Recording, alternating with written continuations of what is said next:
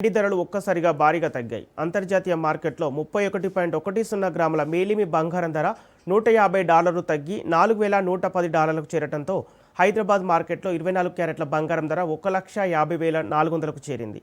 Kilo వెండి ధర 2,42,000కు దిగి వచ్చింది. మంగళవారం 10 గ్రాముల బంగారం ధర 1,56,900 ఉంటే కిలో వెండి ధర 2,51,480గా ఉంది.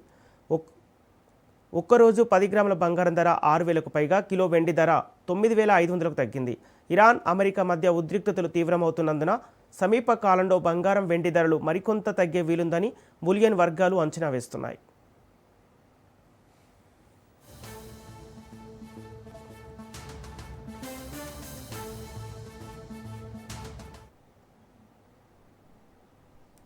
అంతర్జాతీయంగా ముడి చమురు ధర మళ్లీ పెరగటం, అమెరికా డాలర్ బలోపేతం, అధిక ద్రవ్యోల్బణంలోనూ ఉద్యోగ నియామకాల అంచనాలకు మించడంతో అమెరికాలో వడ్డీ రేట్లు తగ్గవనే భావనలు పెరిగింది. ఫలితంగా అంతర్జాతీయ విపణిలో బంగారం ధరలు 11 వారాల కనిష్ట స్థాయికి చేరాయని వ్యాపార వర్గాలు చెబుతున్నాయి. మార్చిలో $5,400గా ఉన్న ఔన్సు బంగారం ధర ఇప్పటికీ $1,400లకు క్షీణించింది. డాలర్ బలోపేతమైతే ఇతర కరెన్సీలు వినియోగించే వారికి బంగారం కొనడం భారంగా మారుతుంది. ముడి చమురు ధర పెరిగినప్పుడు పసిడిపైకి పెట్టుబడులు తగ్గుతుంటాయి.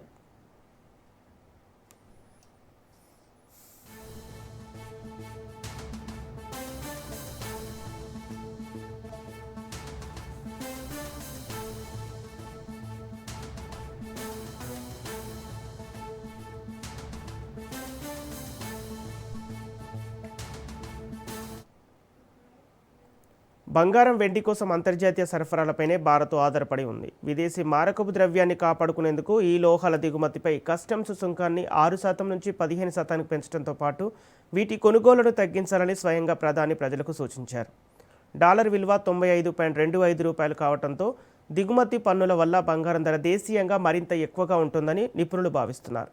అధిక పన్నుల నేపథ్యంలో దొంగచాటుగా తెచ్చిన వాటిని అధికారిక లెక్కల్లో చూపకపోవడంతో బంగారం అమ్మకాలు పెరిగినట్లు వ్యాపారస్తులు చెబుతున్నారు.